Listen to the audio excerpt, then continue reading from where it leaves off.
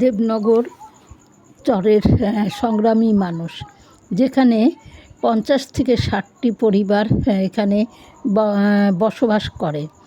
কিছু রাজবংশী আর কিছু কাপালি বাস করে। বর্ষাকালে যাওয়া আসার অনেক অসুবিধা। চারিদিকে কাশফুলের ঘন বন, অনেক বড় জায়গা চলছি, রাস্তা শেষ হয় না।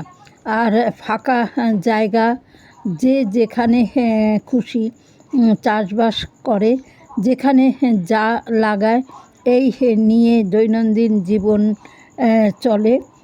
কেউ জমিতে কাজ করতে যায়।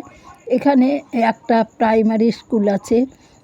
এই দুর্গম চরে বর্ষাকালে শিক্ষকেরা যাওয়া আসা করতে পারে না। প্রচুর কলা বাগান, সারা দিন জমির কাজ করেন। এক দাদু ক্ষেতে মাটি খুঁড়ে পটল চাষ করবেন, মাটিগুলো তৈরি করছেন। বাড়িগুলো বেড়ার ঘর, টিনের ছাউনি।